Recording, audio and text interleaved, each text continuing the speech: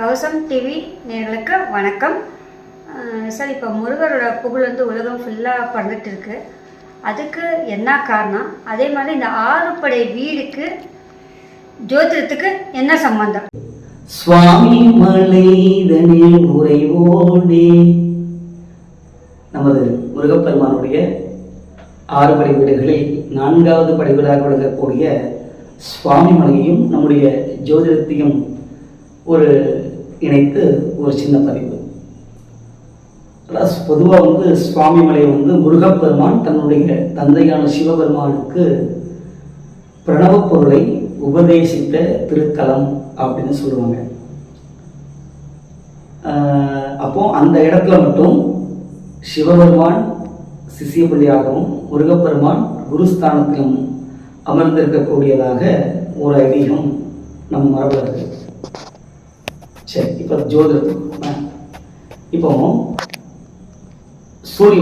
சூரிய பகவானுக்கு அதிபதியாக விளங்கக்கூடியவர் நம்முடைய சிவபெருமான். அதேபோல செவ்வாய் பகவானுக்கு அதிபதியாக விளங்கக்கூடியவர் முருகப்பெருமான். இது ஒரு பக்கம். அடுத்தபடியா பார்த்தீங்க அப்படின்னா, அதாவது பள்ளிக்கூடம், குருவும் மாணவர்களும் இணைந்து கல்வி கற்கும் இடமாக விளங்கக்கூடியது பள்ளிக்கூடம். அந்த பள்ளிக்கூடத்தை குறிப்பிடக்கூடிய முக்கியமான ராசி எதுன்னு கேட்டீங்கன்னா கன்னிராசி. கன்னிராசி புத பகவானுடைய ஆதிக்கம் நிறைந்தது. புத பகவானுடைய உச்ச வீடும் அதுதான். புத பகவானுடைய மூலத்திரிகோண வீடும் அதுதான். புத பகவானுடைய ஆட்சி வீடும் அதுதான். அது மாணவர்கள் கல்வி கற்கக்கூடிய பள்ளிக்கூடங்களுக்கு காரகத்துவம் பெற்ற ஒரு ராசி. இந்த பக்கம் கல்வி கற்கக்கூடிய இடமாக வழங்கக்கூடிய குருவும் சிஷியர்களும் இருக்கக்கூடிய பள்ளிக்கூடத்தை கன்னிராசியா பார்க்கும். கன்னிராசியை பள்ளிக்கூடமா பார்க்கும். இந்த பக்கம் இங்க ஒரு உபதேசம், ஒரு பாடம் நடந்துட்டு இருக்கு. அந்த பாடத்தை யாருக்கு சொல்லிக் கொடுக்கா? பிரணவத்திற்கு பொருள், இதுதான் சப்ஜெக்ட். இந்த பாடத்தை முருகப்பெருமான் சிவபெருமானுக்கு சொல்லக்கூடிய தன்மையில இருக்கார். இதுவும் ஒரு சின்ன பள்ளிக்கூடம் தானே, அப்படி எடுத்துக்கலாம் இல்லையா?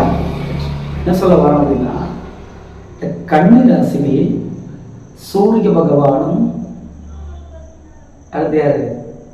செவ்வாய் பகவான். ஏன்? சூரிய பகவானுக்கு அதிபதியாக விளங்கக்கூடியவர் சிவபெருமான், செவ்வாய் பகவானுக்கு அதிபதியாக விளங்கக்கூடியவர் முருகப்பெருமான். அந்த முருகரையும் முருகப்பெருமானையும் சிவபெருமானையும் கனெக்ஷன் பண்ணி தான் அந்த பதிவு.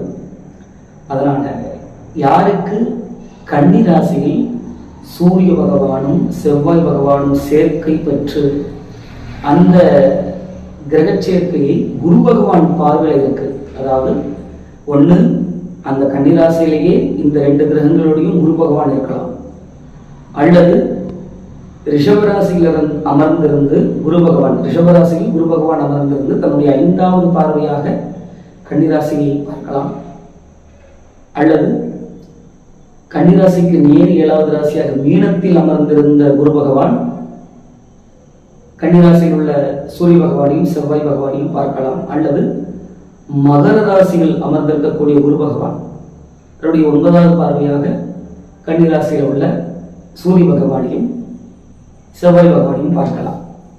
இப்படி ஏதாவது ஒரு வகையில் குரு பகவானோடு தொடர்பு கொண்டு இந்த சூரிய பகவானும் செவ்வாய் பகவானும் கன்னி ராசியில் அமர்ந்திருக்கக்கூடிய ஜாதகர்கள் என்ன பண்ணலாம் கேட்டீங்கன்னா, என்ன பண்ணலாம்?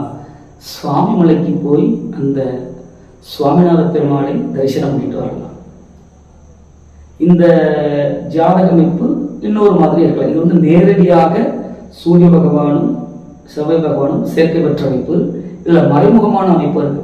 அதாவது கன்னிராசியில் சூரிய பகவான் அமர்ந்திருந்து அவரை செவ்வாய் பகவான் தன்னுடைய பார்வைகள் மூலமாக பார்ப்பது. செவ்வாய் பகவானுக்கு என்னென்ன பார்வைகள் உண்டு? அவர் தான் அமர்ந்த இடத்திலிருந்து 4வது பார்வையாக பார்ப்பார். அதாவது நான் அமர்ந்திருந்த இடத்திலிருந்து 4வது ராசியில் இருக்கக்கூடிய கிரகத்தை பார்ப்பார், 7வது ராசியில் இருக்கக்கூடிய கிரகத்தை பார்ப்பார், 8வது ராசியில் அமர்ந்திருக்கக்கூடிய கிரகத்தை பார்ப்பார். சரிங்களா? அப்ப இந்த அமைப்பில் இருந்தாலும் சரி, இவங்களும் சுவாமி மலைக்கு போய் சுவாமிநாத பெருமான் தரிசனம் பண்ணிட்டு வரலாம். அதே போல செவ்வாய் பகவான் கன்னிராசியில் அமர்ந்திருந்து அவரை சூரிய பகவான் தனது மீனத்தில் அமர்ந்து 7வது பார்வையாக பார்த்தாலும் அவர்களும் சுவாமி மலைக்கு போய் தரிசனம் பண்ணிட்டு வரலாம் சுவாமிநாத பெருமானை. அதே போல இதில் மறைமுகமான ஒரு கிரகச்சேர்க்கையும் உண்டு. அதாவது இந்த கன்னிராசியில் பார்த்தீங்க அப்படின்னா உத்திரம் நட்சத்திரம் 2ஆம் பாதம், உத்திரம் நட்சத்திரம் 3ஆம் பாதம், உத்திரம் நட்சத்திரம் 4ஆம் பாதம், இந்த 3 நட்சத்திர பாதங்களும் எங்க இருக்கு? கன்னிராசியில் தான் இருக்கு. இந்த 3ம், அதாவது இந்த உத்திர நட்சத்திரம் என்பது சூரிய பகவானுடைய நட்சத்திரம். அப்போ நேரடியாக சூரிய பகவானுடைய சேர்க்கை இல்லாவிட்டாலும் இந்த உத்திர நட்சத்திரத்தில் செவ்வாய் பகவான் அமர்ந்த ஜாதகர்களும் அவங்கள என்ன பண்ணலாம்? சுவாமியோட போய் சுவாமிநாத பெருமான தரிசனம் பண்ணிட்டு வரலாம். இதையும் நம்ம சூரிய பகவானும் செவ்வாய் பகவானும் சேர்க்கையாக எடுத்துக்கொள்ளலாம். அடுத்தது அதே கன்னிராசியில செவ்வாய் பகவானுடைய நட்சத்திர பாதங்களும் இருக்கு. சித்திரை 1ஆம் பாதம், சித்திரை 2ஆம் பாதம், இந்த 2 எங்க இருக்கு? கன்னிராசியில இருக்கு.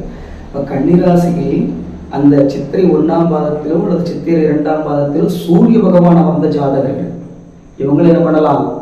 சுவாமி மலை போய் சுவாமிநாத பெருமானை தரிசனம் பண்ணிட்டு வருவது மிக மிக மிக சிறப்பு. சோதமிக வளர் சோலை மருவு சுவாமி மலைதனில் உறைவோனே. சூதமிக வளர் சோலை மருவு சுவாமி மலைதனில் உறைவோனே.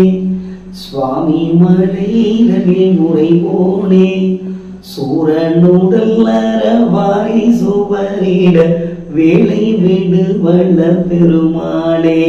உன் காலில் வழிபட அருள்வாயே. சுவாமி மலை முருகனுக்கு அரோகரா.